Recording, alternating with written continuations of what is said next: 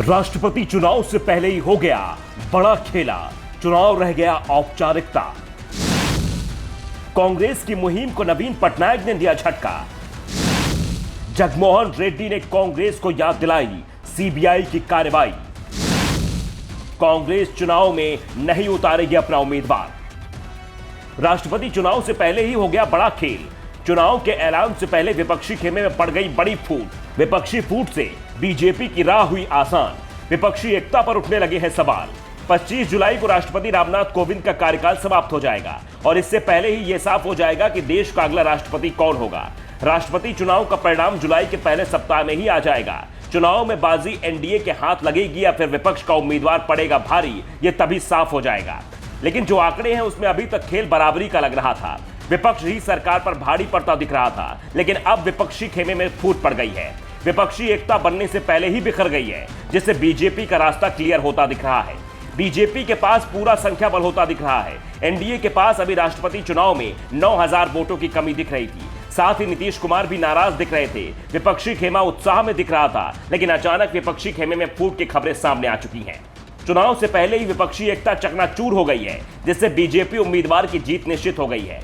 विपक्ष के दो मजबूत दल उसके साथ आते दिख रहे हैं। जगनमोहन रेड्डी की वाईएसआर कांग्रेस और नवीन पटनायक की बीजू जनता दल ने बीजेपी उम्मीदवार को समर्थन देने का संकेत दे दिए हैं। विपक्ष की ओर से भी इन दलों को मनाने की कोशिश हुई थी, लेकिन दोनों ही दल विपक्षी दलों के गठबंधन में शामिल होने को तैयार नहीं दिख रहे हैं। दोनों ने साफ कर दिया कि आज के हालात में वो बीजेपी से भिड़ने को तैयार नहीं है। जगनमोहन ने तो बीजेपी को अपने लिए खतरा मानने से ही मना कर दिया है। आंध्र प्रदेश में बीजेपी के पास ना तो कोई लोकसभा सांसद है और ना ही विधायक। पार्टी के पास वोट भी सीमित हैं।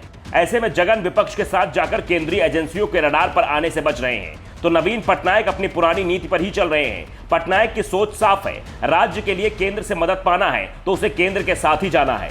जब केंद्र में यूपीए की सरकार थी तो नवीन पटनायक ने यूपीए उम्मीदवार का समर्थन किया था। जब एनडीए की सरकार होती है तो पटनायक एनडीए के साथ होते हैं। अभी मोदी देश के पीएम है, सरकार एनडीए की है, तो पटनायक ने भी विपक्ष से साफ कह दिया है कि वो सरकार के साथ ही जाएंगे।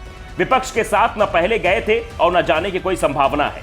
पटनायक और रेड्डी की अपनी मजबूरी है, क्योंकि उन्हें इस बात का एहसास है कि उनके विपक्ष के साथ आने से भी विपक्षी उम्मीदवार की जीत तय नहीं है। उल्टा वो लोग केंद्र के निशाने पर आ जाएंगे।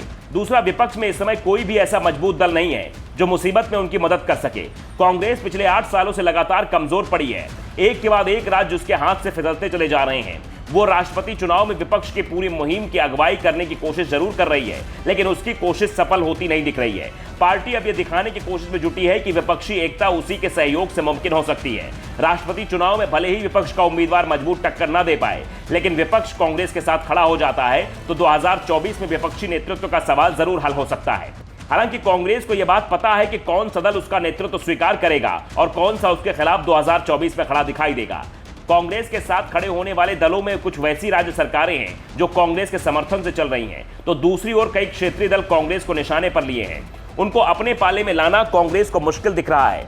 कई दल तो ऐसे हैं जिनसे कांग्रेस बात करने की भी इच्छुक नहीं है, क्योंकि कांग्रेस को पता है कि चुनाव जीतना मुश्किल है। ऐसे में वो 2024 के लिए कोई ऐसा समझौता नहीं करना चाहती, ऐसा वादा नहीं करना चाहती जिससे उसे ही नुकसान हो जाए। इसलिए केजरीवाल की पार्टी से उसने दूरी बना ली है।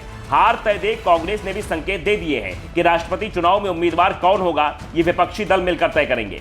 ये साफ है कि उम्मीदवार कांग्रेस का नहीं होगा। न राष्ट्रपति पद पर कांग्रेस अपना उम्मीदवार उतारेगी और न ही उपराष्ट्रपति पद पर वो उम्मीदवार उतारेगी, बल्कि इन पदों पर उम्मीदवार दूसरे दलों के होंगे। कांग्रेस को हार का एहसास है, इसलिए वो अभी से 2024 की बिसात बिछाने में लगी है।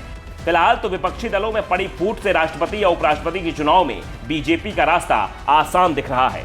Bureau report, the such.